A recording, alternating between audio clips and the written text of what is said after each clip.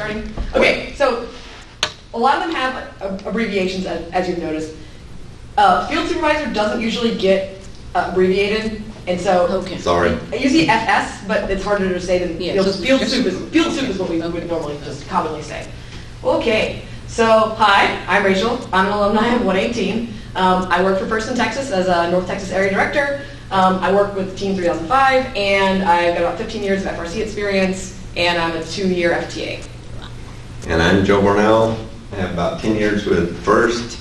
8 as a senior mentor and 8 as a TA. And I've been CSA on and off for 6 years. I've been scorekeeper. I've been a bunch of stuff. Yep. So the disclaimers on this is that we don't primarily volunteer as field supervisors. We primarily volunteer as FTAs. And this isn't going to be an official comprehensive training. We're really going to kind of hit the high notes of what does it look and feel like. See, like, does this fit in something that you would like to get into, like kind of give you a better idea and intro. But there is a link, I think that we'll post these slides somewhere, but that link will take you to the real description of the role as well as the link to the trainings, and that'll stay up for a while so you can look at the last season's training to get a feel for what that is. And actually, I'll pull some up here in this meeting because we have time. Okay, so field supervisor, this is the official description pulled from the First website. First has a page for every single volunteer role with a description on it. At the high level, what you're really doing in bullets here is field safety, setup and disassembly. You're managing a crew of field resetters and builders, and then working with the rest of the field staff to ensure a smooth flow of robots coming and going and keeping the matches going. The time commitment is a couple of hours of pre-training meetings and calls. They come in, they're all pre-recorded or recorded at the time, so you can listen to them later. You can pull them up, and they do a lot of paper documentation too. So they do provide all that material in advance to get you ready. And then at the event, this is like kind of one of the longer time commitments. It really is the full, all the way from when setup begins until the field is torn down. So it is a fairly long and physically intensive, can be physically intensive role depending on how you approach it as a leader. Although delegation works. Yes. Yeah. So again, this is from the official role description on the First website, and I've kind of shortened some of the phrases so they fit on a slide. So you see a lot of stuff here, but I'm going to actually roll over to this, and this is kind of my interpreted version of the role, hitting on some of the high points and maybe kind of tweaking when I read it what it really seems important to me. So things like, there's a lot of collaboration. You're going to hear that word a couple more times in this presentation because you're working with a bunch of other people that are kind of experts in their area, and you're all kind of working together to ensure a really good performance and experience for the kids. So collaborating again, you're going to do a lot of supervising. You're managing a crew of people that are resetting the field or building the field. And so that's why like the strong leadership skills are really important, but also this interpersonal communication skills, because everyone on the field, what they're doing is they're very passionate about. All the volunteers are passionate, and all the students are passionate. And so, hey, come on in, yeah, you're fine. We kind of got locked out before. Oh no. Oh man. So these are the kind of the high point. Like really this team experience matters because it gives you a lens to look at what you're doing. The decision you're making, is this a minor compromise that won't affect teams that we need to make, or is this, if we make this tiny change that's really bad for teams, we shouldn't do that. We need to take the time to do it right and thoroughly. So having that, at least that kind of a lens to view it is really, really important. And I said that this construction experience is, I would really say that's recommended, but you also can solve that. I mean, if you had all the other skill sets and you just weren't mechanical, you can solve that by just making sure we recruit a crew of builders that are, and then really it's about leading that group, right? That's the number one goal, is leading that group. So the real, like we talked about some high level, like, leadership stuff, what it actually looks like. Actually, on that last slide, patience is also a good thing, because your field reset team of kids, people bringing robots on the field are kids.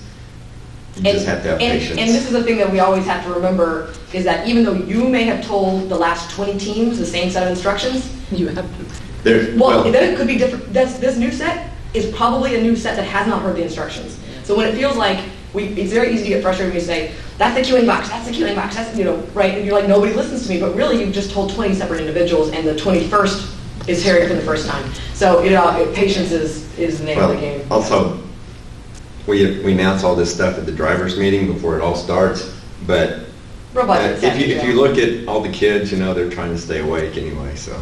They're either so excited they're not hearing anything or they're trying to say, well, yeah. That's how I had one today. She said, "What's the name of our team?" I'm like, "You've been with us for the past 3 weeks. Where have you been?" Yeah. You get a lot of what's my team number, stuff like that, yeah. All right, so it is super important to help with, to do some study ahead of time about assembly and building the field, because if you're going to be leading a crew building the field, you probably don't want that the first time you're seeing the instructions to be that at that time, right? So doing some pre-work to prepare yourself. Reach out and contact your FTA. Does everybody know what an FTA is? Have we done that? Okay. So introduce yourself to the FTA, because that's the other person that's going to be your partner in building the field. And if you don't know who your FTA is for the event, you can always check with your VC, your volunteer coordinator. Plan to be available for the full setup day, and it's a long day. Like 9 or 10 in the morning we start. And technically that day does not end until 10 p.m., but the field's usually done-ish by 5, 6, 7, but it could go as late as like 8 p.m., so it's a really long day. And then the other thing is that the last day of the event, whenever finals are over, you then have to tear the whole thing down and pack it up. So that's part of the field supervisor responsibilities. If you really can't, but you can do it at the event, obviously we need volunteers, so communicate that. That's the big thing, is communicate, because when the field suit doesn't show up to set up, it just means Joe by himself is building the field, or Rachel by herself is building the field without another partner to lead the crew, which is difficult. So, but if you communicate in advance, sometimes we can find somebody else who just wants to do setup for a day, or just tear down, and you can work around that. Another one that's really hard we get excited about robots and maintaining the field and stuff like that, and safety. Building a field, it's dangerous. We're getting on ladders sometimes. We're moving really heavy stuff, and robots, if they start moving while people are on the field, something like that, or maybe it escapes the field. There's some things like you should be looking for safety at all times. So know your field, keep it into spec, and then the big thing here is that you're going to have a expectation. You'll be given some documentation that says this is what the field should look like and be like, and you'll work with your FTA early on, because we get weekly updates about what is working and not working on the field, so we may give you some additional information like, this is a problem area, keep an eye on it between every match. This is probably going to be fine, you only need to check it every few matches, right? But if you, as you're finding things and then repairing them, just make sure you communicate with your FTA, because sometimes we have that inside knowledge, and sometimes, this is the first time we're seeing it, we need to communicate that up the tree so that we can get that out to everybody else. The biggest thing is, if the prescribed method isn't working, great, let's talk about it. It doesn't necessarily mean totally change it on your own. We may not go with that idea, but let's talk about it and see maybe the way you want to solve the problem is not going to work. Now that I know that it's a problem, maybe there's something else we can do, right? But this is communicate and collaborate with your FTA. And the other thing is schedule. Sometimes it's really easy for your FTAs because we're focused on getting robots connected and driving. Sometimes we get a little laser beam focus and we're stuck on these robots and we're taking too long.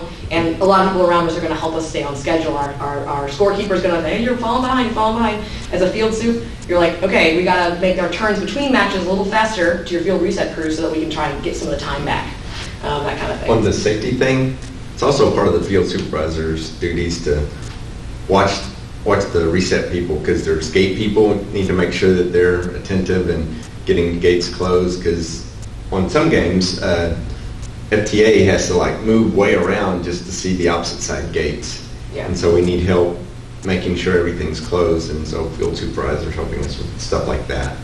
So safety during the matches or before. So the number one thing, if you've walked away with this from this presentation and heard and kept nothing else in your brain, the field supervisor is a leader. They are really kind of the heart and soul of that field function. And so you have the opportunity to make that experience great for what is usually a bunch of high school kids, which is what we're doing first for in the first place, right? So, but it also means that sometimes you get tired, you get frustrated, you gotta keep that in and keep the energy up for the kids. And field reset crews vary wildly, so it's going to challenge your kind of leadership style. You're going to have some that are all high school kids from one school. You could have a bunch of high school kids from a bunch of different schools that don't know each other. You also can have ones that have high school students, millennial types, and retirees, right? And so they have a wide breadth of skill sets or interests or abilities. And so getting to know those individuals on your crew, it really is an individual thing, and say, what are the appropriate assignments based on skill, experience, and capability, right? You also have to be able to, if a kid's not working out, to move them to a better spot or something. Yeah. Like a kid who's always on their phone, just standing in the way, you might need to move them to. And we'll talk about how to practically assign some of those individuals in our cycle, or we do that match cycle thing in the Oh, okay. yeah. I'll talk about like where do you put your superstars versus not. So leadership's a big thing, setting a tone. Also, you know, having that familiarity with the game from a team perspective is important because when you're looking at things, you should build and maintain to the training specification. However, think about what does this specification, how I'm interpreting the specification mean to a team, right? You know, is this a vision target? Is the distance super critical? Is the quality of this surface important? Is it, you know, if it's really greasy, will it make robots not work, right? If it gets all scuffed up, is that a problem? So kind of keeping track of that and communicating that kind of stuff with your FTA and like, you know, the spec says this, but I think that reality we need to do it a little bit differently to do right by teams. Those are all options. But again, that if we're going to make a change from training, you have to check in with your FTA and have that conversation. And there will be teams who come up and say, you need to fix this, but sometimes you need to judge whether you really do or not. Yeah. Talk with the FTA again. Yeah. You can we're your backup. If you think it's built specification and a team is giving you a hard time about it, say, I'll go check with, it's an FTA question. I will go check with the FTA, and you know, advocate for the team if you think they're right, or, you know, say the spec is this and we're within it, right? You can go either way.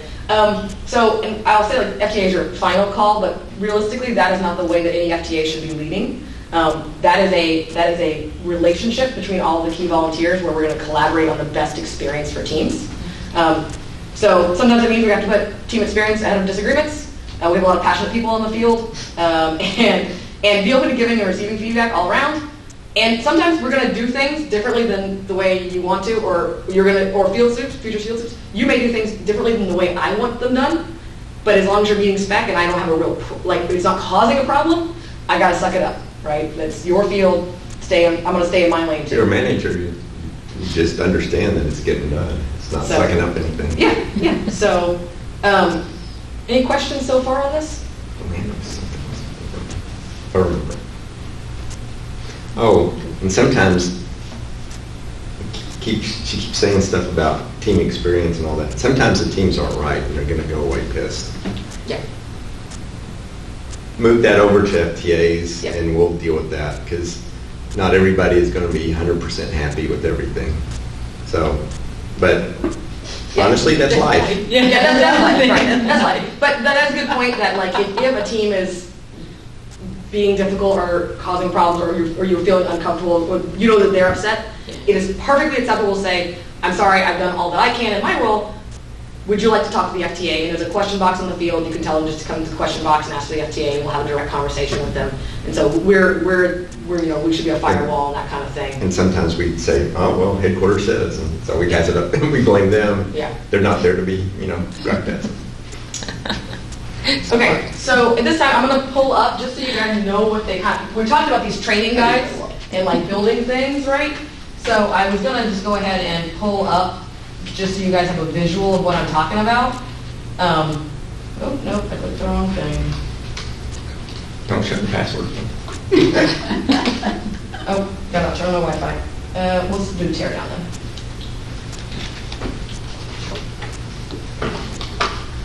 Oh, I love teardown. So, It's always easier than set up. It's easier. It's so faster. Well, it goes faster. Well, plus, I don't know, I'm really good at taking, I always take the teardown manual, and I split it up into parts, yeah. and I'd say, who's good with puzzles? And anybody who shows even a little bit of interest, I say, here, you get 3 people, you don't do anything, but you get 3 people, and field supervisors should be able to do this, you know. You get 3 people, you tell them what you need, and maybe you help find it, but they should be bringing it over here, and you should be telling them where it goes and showing them the picture. You're guiding, and they're putting up. So I just split that thing up, and they fill up all the crates, and it seems to go pretty well. And then I hope I have enough people who are willing to do that I don't have to do it. Last year I got away with not there were like 3 of the 5 crates I never even, game specific crates I never packed, so. Yes. Yeah, so I did a lot less packing. They're getting better and better at the instructions, I think. So this is an example of building the rocket. One year, all they did was give a picture of completed packed case and said, do it like this. So for instance, we would this is something that we would try and get you access to in advance, so you could review them to help us build the field. And then we would bring printed copies of this to the field, and it would be like get together a group of 3 or 4 people to build a rocket. You have that 3 or 4 people build the first rocket, and then they can build the second, third, and fourth rocket. Now that they're fully autonomous, you have to keep an eye on the first one, but after that they can kind of run with it. And the same thing with cargo ship 1 and 2.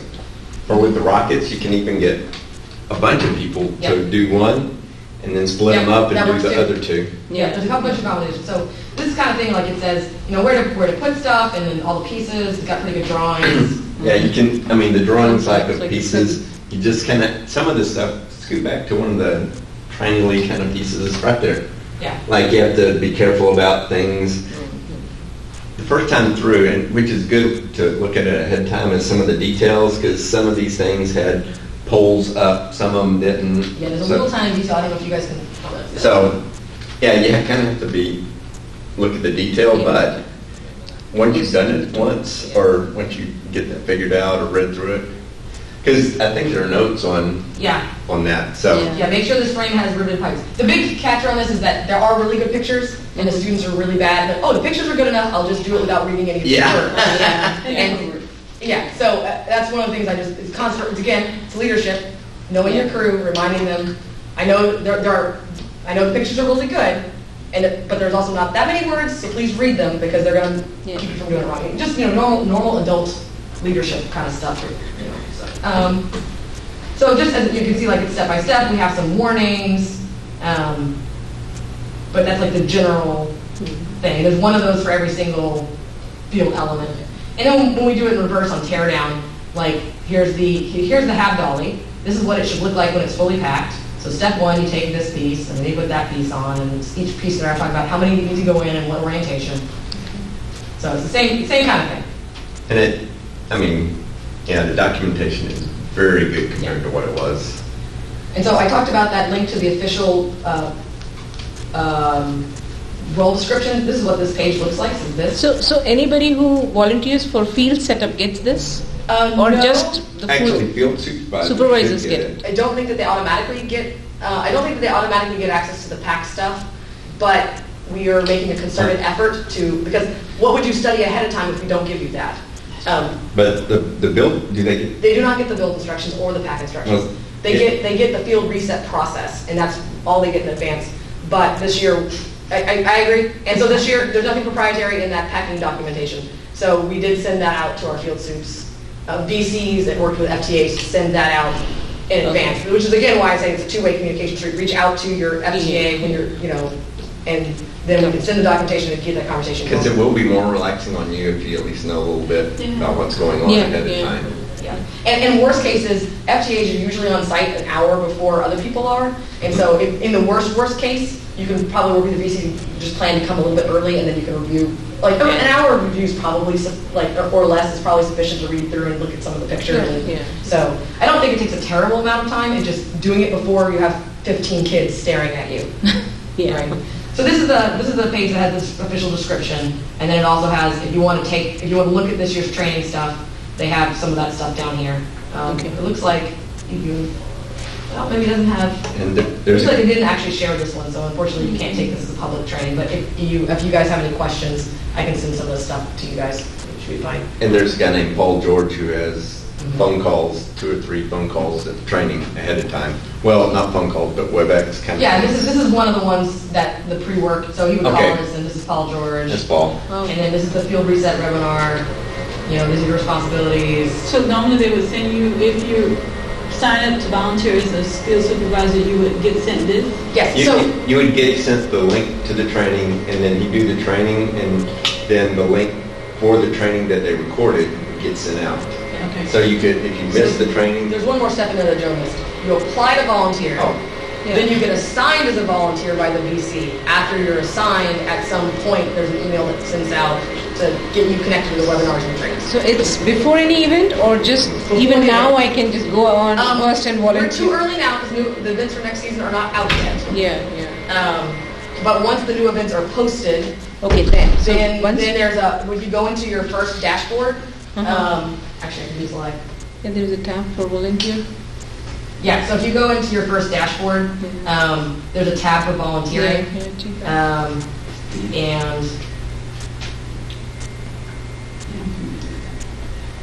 And once you get there, then there's a volunteer tab, and there's an option to pick what kind of roles you want. And so if you want to go to pick that, there's a whole bunch of other ones, and you can look at the page. This set of pages, they have one for every single one of the. Yeah, every one of the volunteer roles. So you get here, and then you can do volunteer registration. Okay. And then in this case, you want to do volunteer for an event.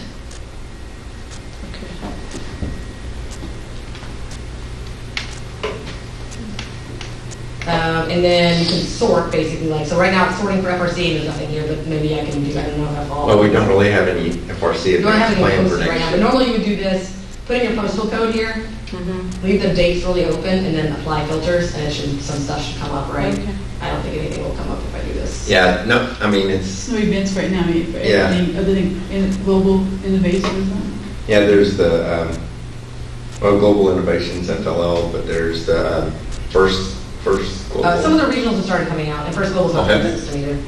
Well, First Global is a yeah. sister. Yeah. Okay, so that's kind of the how you sign up and then get your training and stuff. Minimize surprises. No.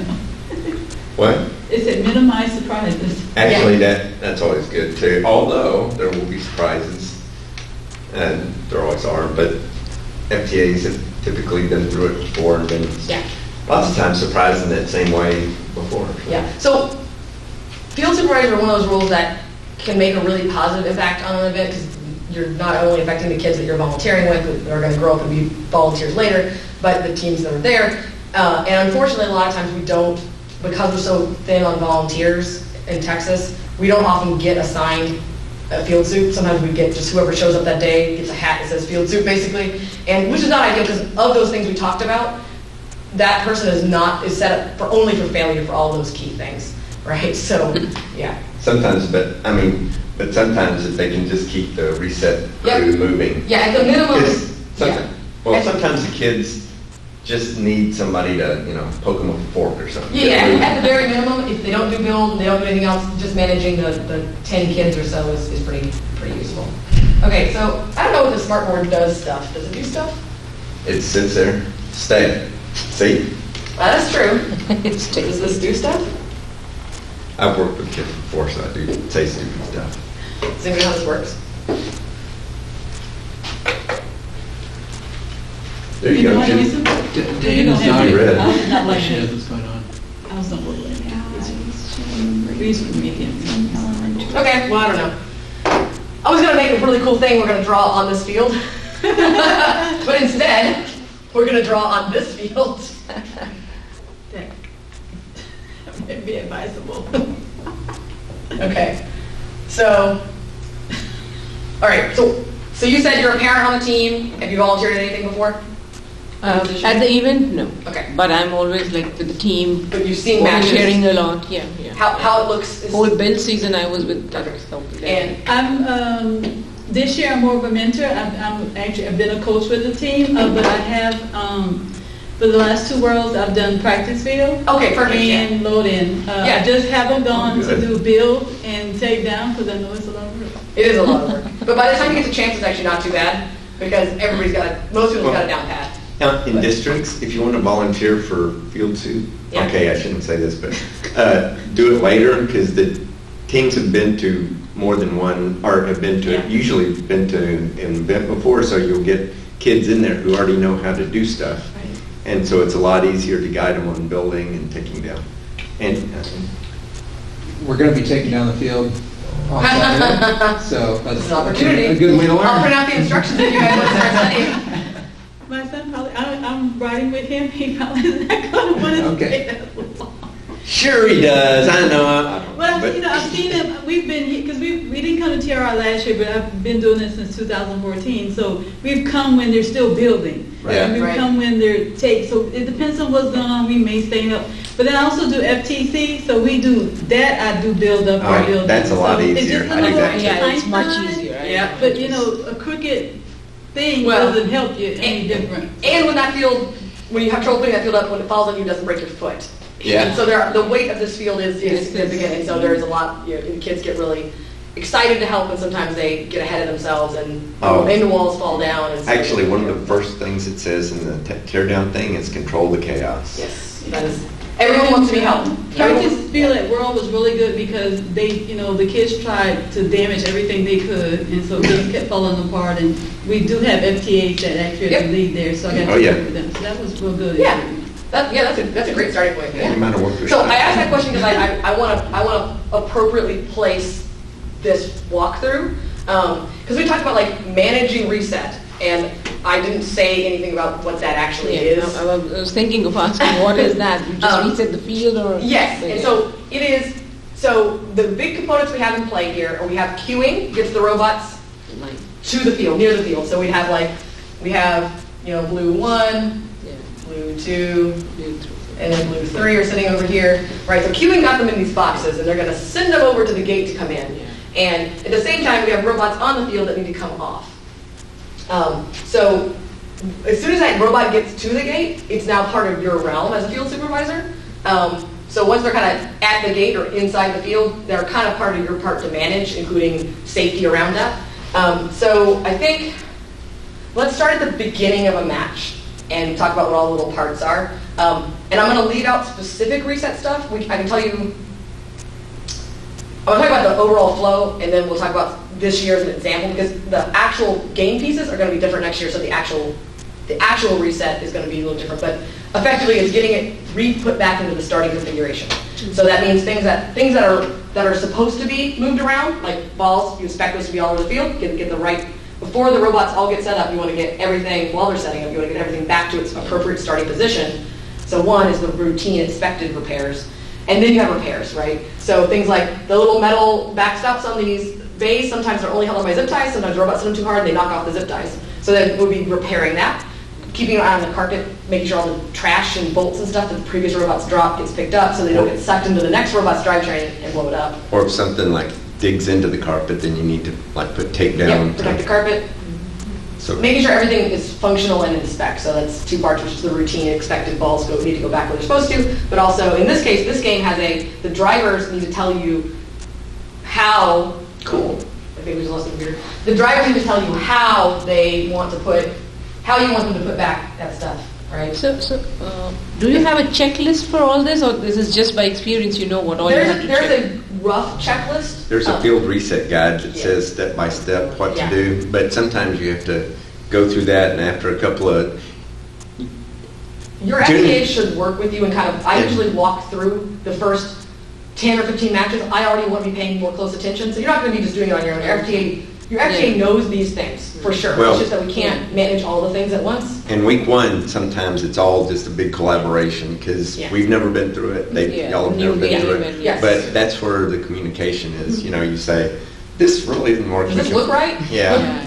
Right. So we would normally walk with you. Mm-hmm. What I would normally do is, with a new field soup, I would actually probably work pretty hands-on with training the reset crew, and then working with the field soup to walk the field between every match and point out things that I'm seeing, point out to kids who have their own little regional responsibilities, and then after field soup feels a little more comfortable and it looks like they got the roll of things, then step back and kind of focus on more pure FTA kind of stuff.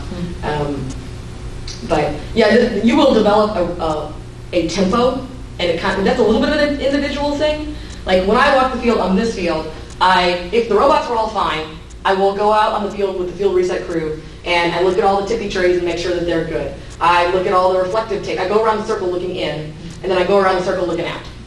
And so I kind of check each one of the things for common problems. And when I'm doing that, I'm looking at it from how does a robot interact with this, right?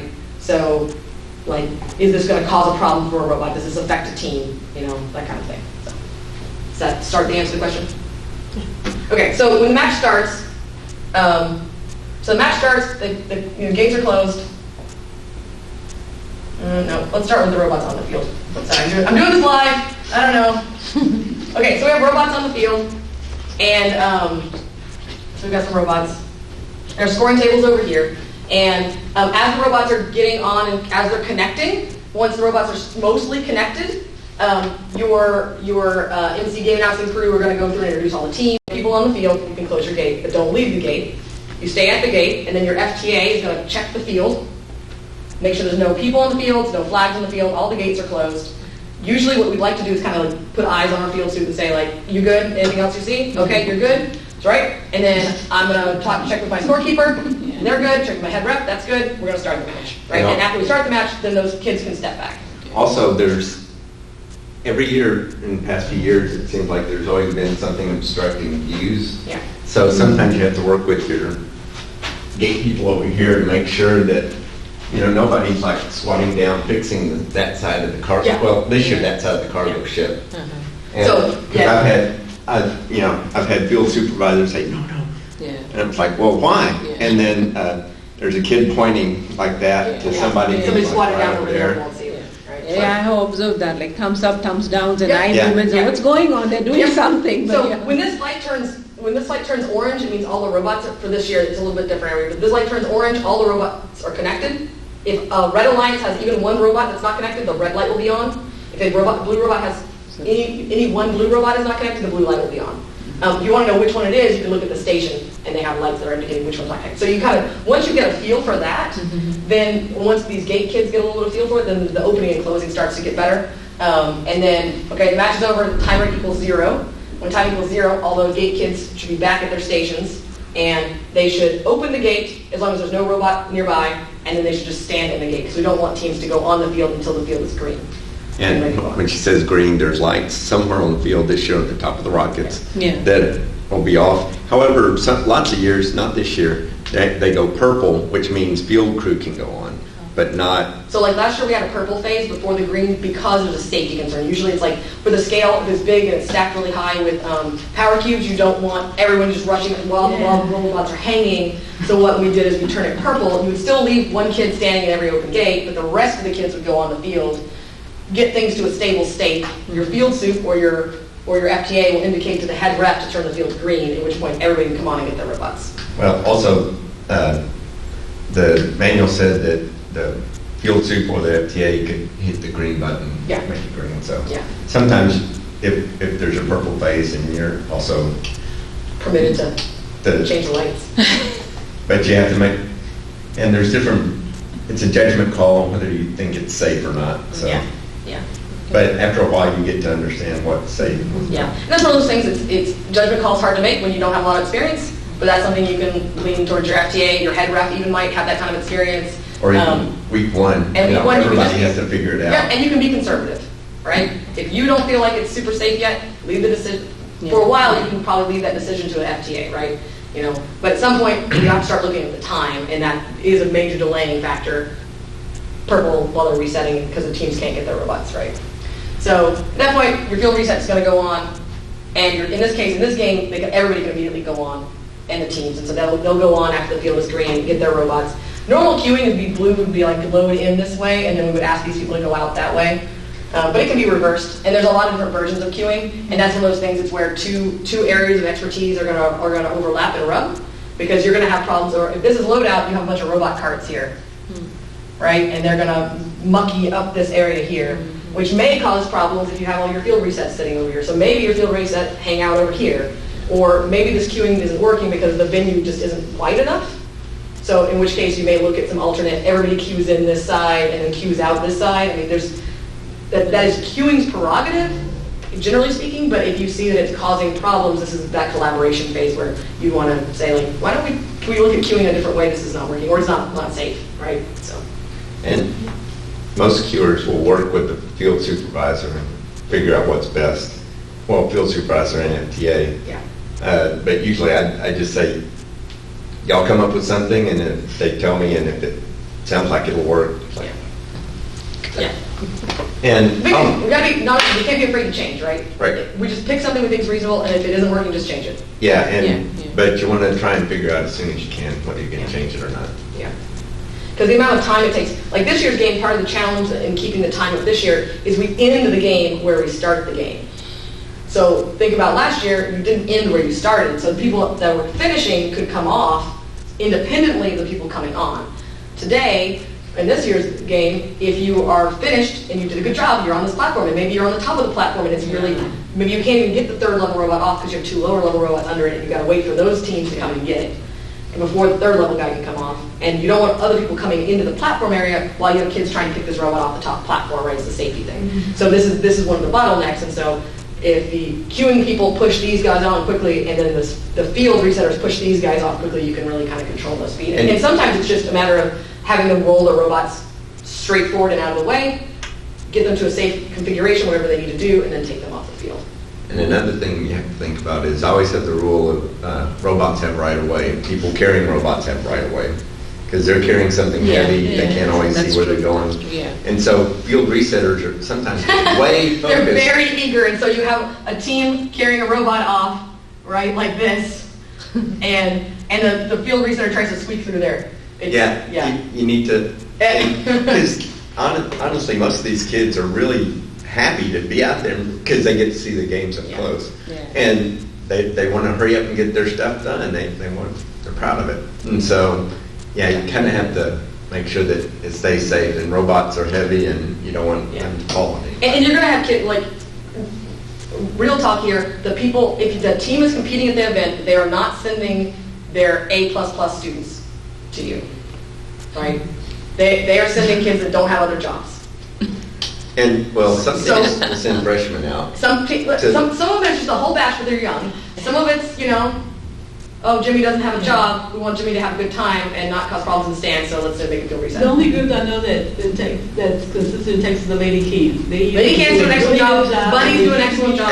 So, yeah, this is obviously not universal, but recognize you may get the kid that, right, and we want that kid to have a good experience, which is why it is important to get to know each individual student so that you can give appropriate jobs. And you have to kind of watch out, because sometimes they're sending people who would be disrupting in the pits. Oh, so they're okay.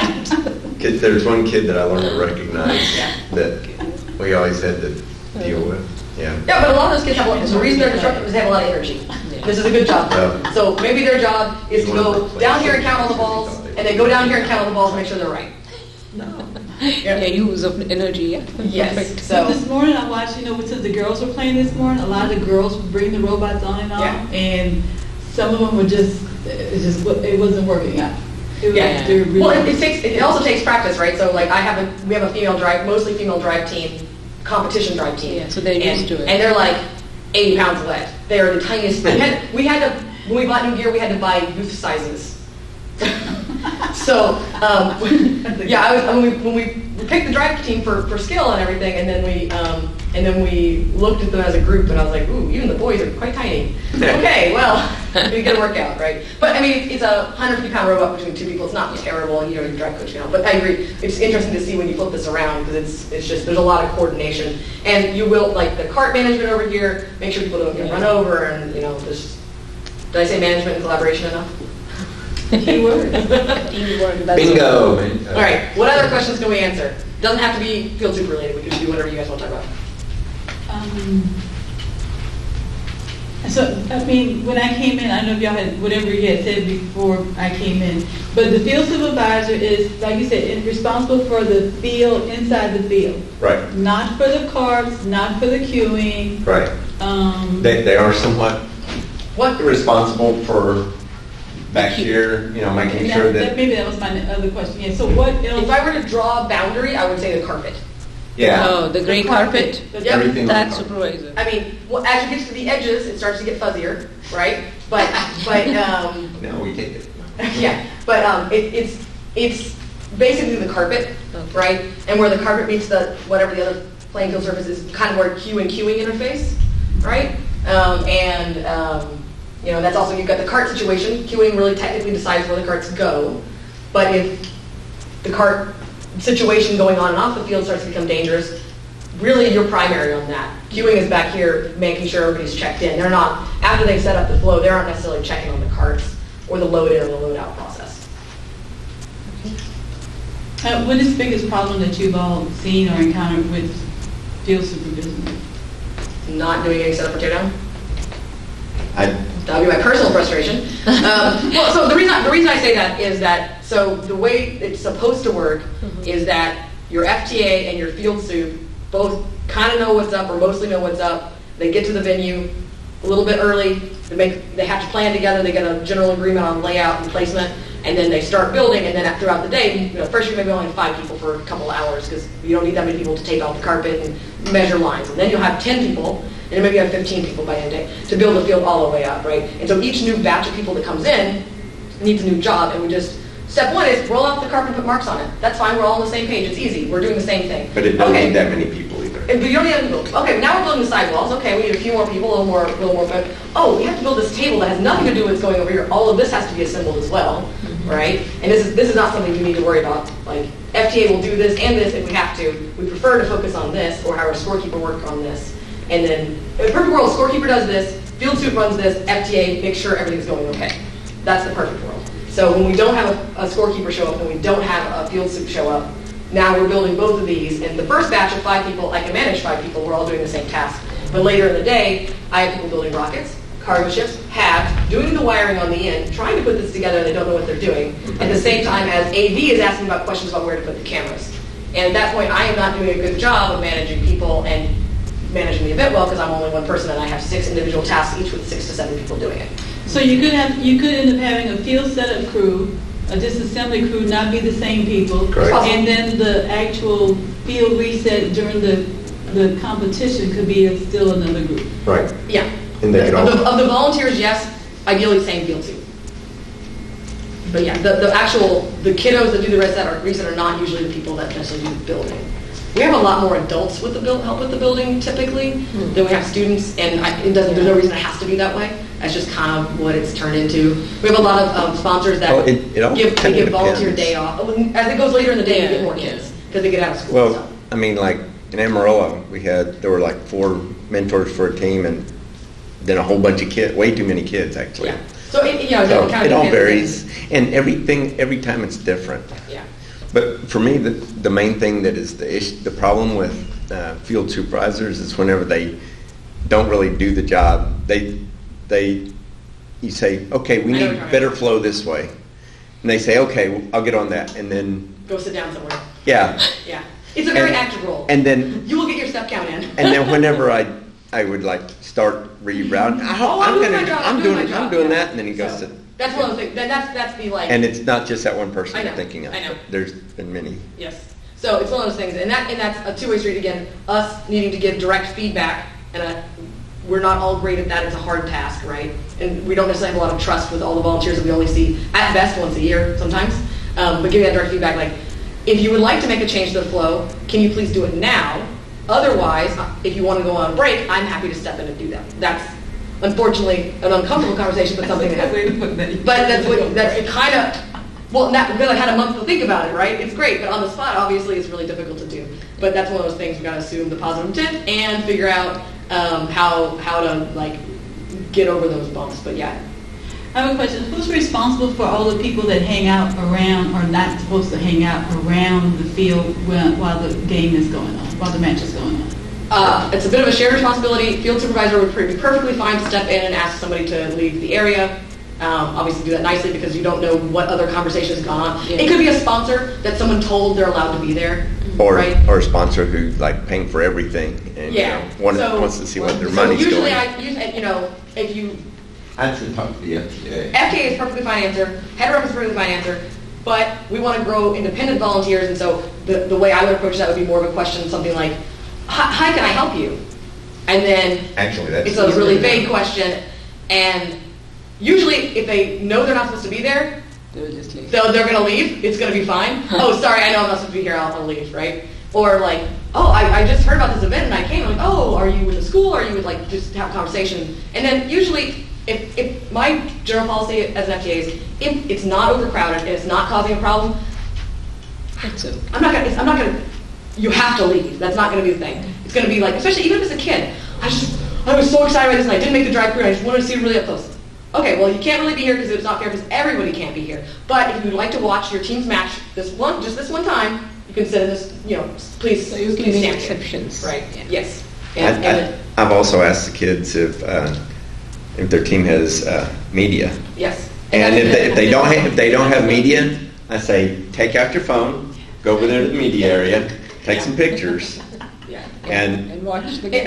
And media is the long-standing traditional workaround those pesky FTAs always kicking us off the field. We routinely use the media pass as an extra human near the field. Yeah. They do take pictures, they do solve that problem. But if there's more than one, like 3005, I'm not going to use it. And there's only supposed to be one for each team. Yeah, so. But again, it's one of those The things. kids are smart, they keep changing the badge. Yeah. Yeah, You take the media and go, actually, that's- if teams change their, put media badge on a different person every time, This go. past That's year, good, you said it was, that's a good way. it was a sticky one, so Yeah. once you stuck it on, it did. Yeah, no, Yeah, it gets fuzzy after a while, but Yeah.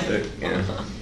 That's why we love badges, it's like the Yeah. buttons. That's the Well, I one. think Lucia did that on purpose. I'm honest. But okay, what else?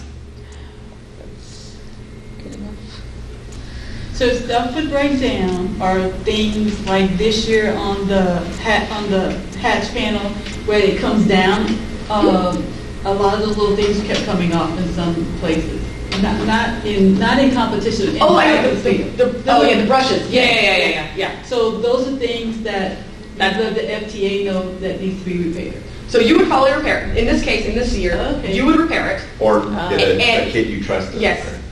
you would get it repaired and verify that it's repaired, right? You have to do it, always verify. Yeah, quality control with the Trust and kids. verify, I think. But yeah, so follow and verify, and you might just, I would, if I already feel super Joe, Email- Joe, just so you know the brush is email on. is And best. so there's like a I keep set turning my of phone tools into or my spare work. parts. Yeah, there's a tools box that comes with the field. Okay. And there's extra zip ties, and there's extra tools for that stuff, and there's extra brushes, and it's one of those things, you do want to keep track if you're going through a lot of something, like you open the door and there's 3 extra brushes, you've used 2 of them in the first couple of hours, probably need to say something more Yes. urgently than, like I was saying before, if it fell out, hey Joe, it fell out, I put it back. That's all I would say about the brush, right?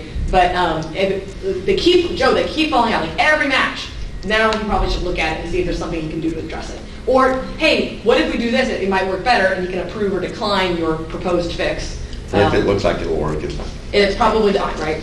But the big things we never do, we don't drill holes in things. Even if that's the right fix, we don't do it on our own.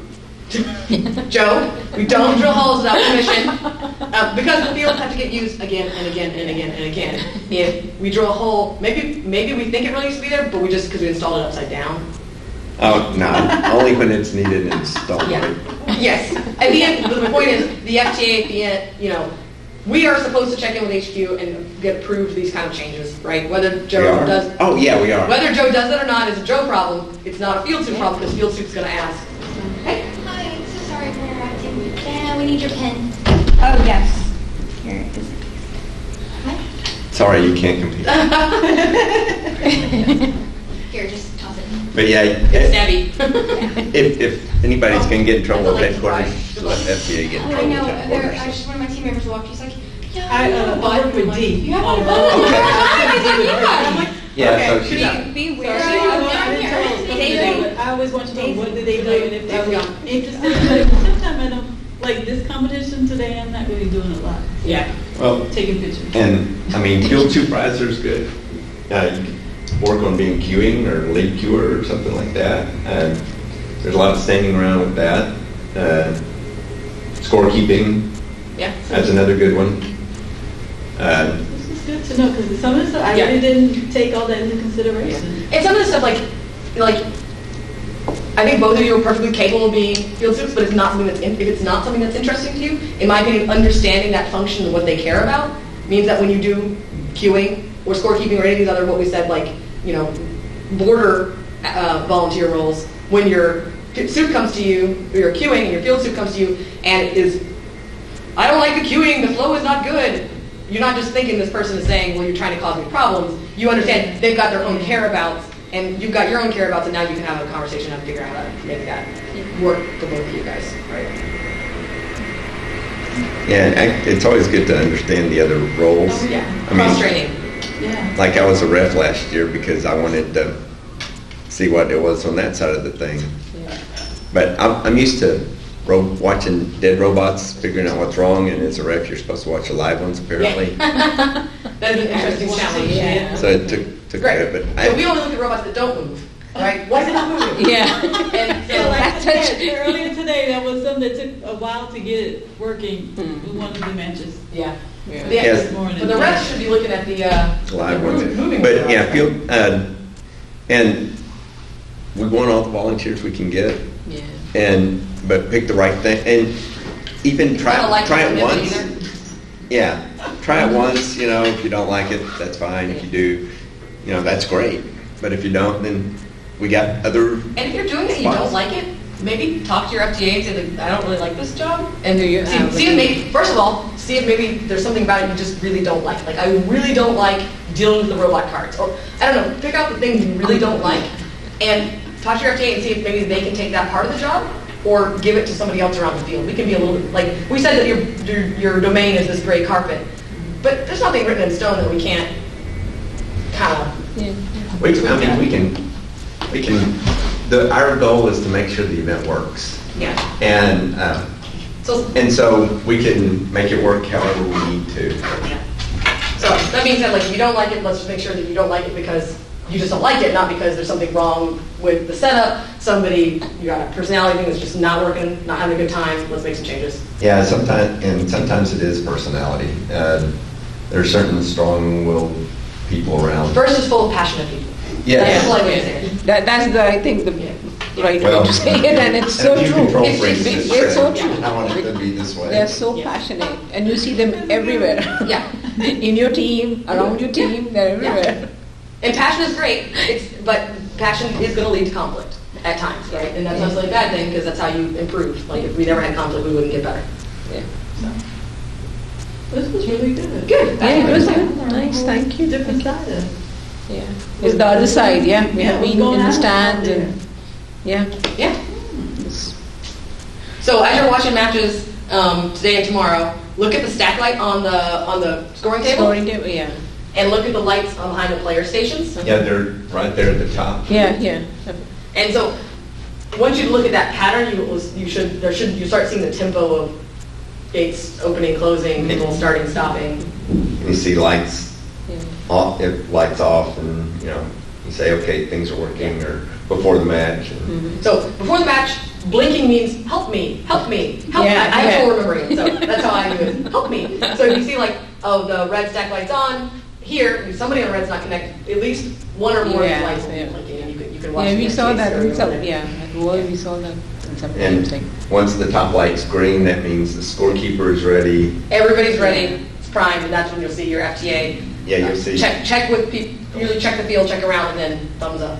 how does the ref thing works? Like you do one ref for one robot? How So can you watch have all of it you have your together? head, you have your head ref, and then you have your side refs, and they each have a quarter of the field. Oh, I okay. do that really badly. So one They have standing this. with the screen there is watching Yeah. just quarter? Right. Yeah, well, Yeah, so head ref is here, that's the overall field, and then what do you call it? It's score side red, yeah, and then RS, score side blue. yeah, for red bar, blue bar, and blue score table. But they're not necessarily in charge of, that's their main goal. But lots of times, if there's nothing over here, but there's action over here, then, they float. Sometimes they have to watch over here. Okay. Yeah, so usually Like this Jared person said, before the someone match have will to walk, watch. this person will usually stand back here before a match, either to save drivers behind the line, Mhm. or in this case, nobody's peeking around the curtain or whatever the thing is. So they have float around, but generally speaking, they have these rough quadrants. Head ref is kind of looking at wherever the hottest action is and kind of, and head ref also is managing, they've got refs that are rotation every 5 or whatever matches they rotate. Right. And head ref, again, they know which are their strongest refs and which are their weakest refs. So if these two are really strong refs, Well, actually, if they have two strong refs, if they do, Oh, if they're smart, the rotation will keep them apart. Okay. head refs Gotcha. do that. But sometimes you think you know who's sharp, maybe you don't. But yeah, the goal is to keep every part of each half of the field covered by at least one strong ref, and then the head ref can kind of check around, right? And occasionally they'll have another center ref Yeah. over there, but I don't think they have the last couple of years. But I don't know if who knows what they're going to do, so. Yeah. Well, it's just hard because if you add another ref, then you have to add 2 refs to your total because you always have one extra because somebody's always on break. Yeah. And this year we have the ref, and then we also have the scorer. which the scorer, there's a second person standing with a tablet, usually much younger, and they're In a regular volunteer shirt, not striped shirt. they are recording what is occurring on the field. So when the hatch panels, so the rocket looks, or the cargo looks like this. That's it, really. Yeah, sure, totally. Yeah, it's totally the I scale. didn't build mine crooked. So the scoring person is actually logging when the hatch panel gets put on. There's no sensor on So the they field. just- Yeah. So they have a little I screen where didn't they. know that. I always wondered how. Some I years they didn't have know that. sensors everywhere. Yeah. Last year they had, The scale and the switch had little sensors, Right. little beam ball Yeah, sensors. yeah. Yeah, but this is done manually. They found, and they had manual scores for like logo motion whenever they were putting Yeah. inner tubes on the Yeah. things. So the scorer stuff like puts that. them in, and then the ref approves before they're submitted. That's So it's one of those things, like if the real-time scoring is updating slowly on what happens, usually because the guys over here. because I always tell people around me, like today, I was like, okay, don't go by what you see up there because it may change. yeah, it Well, changes all the time. And actually, in this what- game, yes, it does. Because One thing about that is the halves. I've noticed that some of the refs are slow to enter in Right. who is where on the halves, and some refs are quick. You know, if So it makes wild Yeah. swings. if a team like gets up there on the top level, some refs will go ahead and hit that, and that shows them the score. Other refs will wait until 'Cause it's it's not- all done because they may fall off. Because if it's Yeah, sometimes they just well, how come it's some is fast and some is slow, but nobody ever told me. I'm sure this there's whole some year. official. It's people. I'm Yeah, sure it's there's people. some official when they're supposed to enter the halves, or maybe head rushers should say be consistent. Either enter them at live or wait until the match is over and then agree on where they're at. But You know, but use common sense. Like if they're tipping, don't Yeah. go ahead and enter them, but you can back it out if you need to. yeah, and even So if the that's match, why- even if the match posts with something incorrect, we can actually fix the scoring afterwards. So. thank Are we you. on the bed on? Yeah, and call us if you have any questions, or actually for me, email's better because Yeah. Yeah, I can't emails are right. I can't take my phone into work, so.